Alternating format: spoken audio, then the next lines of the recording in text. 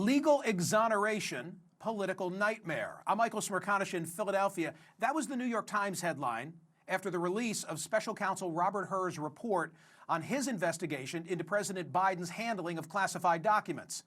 The word exoneration, I think, an overstatement. How bad was it?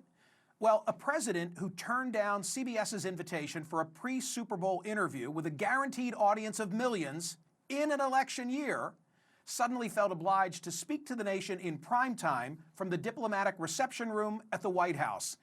And when he did, he seemed to be in denial, both about the substance of the report and the political implications. Recent polling has shown that a majority of Americans, including a majority of Democrats, have major or moderate concerns about Biden's fitness for a second term. But when CNN's MJ Lee raised that with the president, he said that was only her incorrect perception.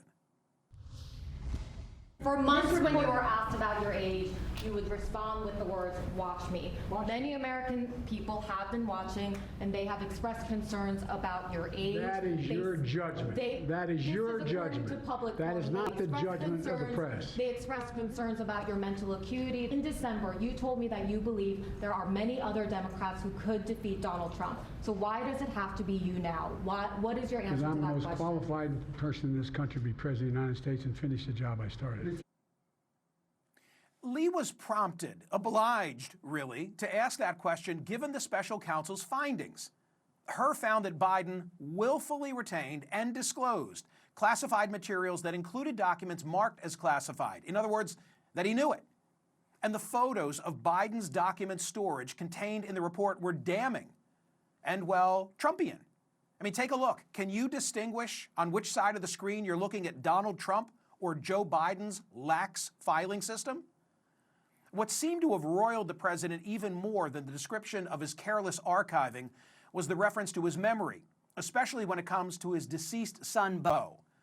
Was that mentioned by the special prosecutor gratuitous? Was it a cheap shot? Was it an effort to help Donald Trump? Yesterday, Vice President Kamala Harris called it all that and more. The comments that were made by that prosecutor, gratuitous, inaccurate, and inappropriate. The way that the president's demeanor in that report was characterized could not be more wrong on the facts and clearly politically motivated. When the VP invoked politics, she played right into Trump's hands by echoing his complaint that prosecutors are motivated by politics. And might references to Biden's poor memory actually have been a gift for the president? The DOJ report said that Biden had exhibited poor memory when interviewed by his ghostwriter, Mark Zwanitzer, back in 2017, that he spoke painfully slow and struggled to remember events or to decipher his own notes. Further, that in his interview with investigators last fall, Biden's memory was even worse, that he did not remember when he was vice president or when his term began or when, within several years, Beau had passed. So what was the relevance? In a word, intent. Prosecutor Hur was saying he did not believe he could prove Biden had the requisite intent, the mental state of willfulness. And that's why he said that Biden would present himself to a jury as a sympathetic, well-meaning elderly man with a poor memory. Those revelations went to the likelihood of success if the case were ever to be tried, a proper framework for evaluating potential wrongdoing, notwithstanding that a sitting president cannot be indicted.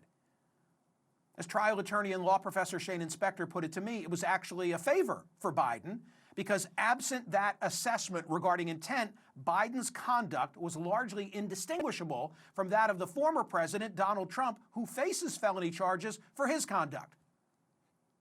Of course, the president didn't see it that way or help his cause during his presser when he mixed up the presidents of Mexico and Egypt days after saying that he'd spoken to two foreign leaders, each of whom had long since passed.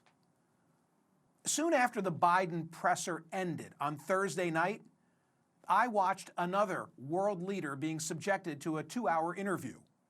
Vladimir Putin was questioned by Tucker Carlson. Many objected to the idea that Carlson would give the Russian dictator a platform. The interview was controversial before it began. Former Secretary of State Hillary Clinton called Carlson a useful idiot for his role.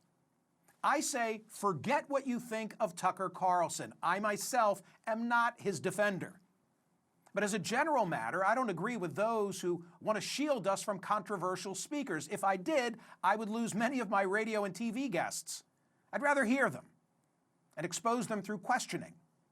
So I watched with great curiosity.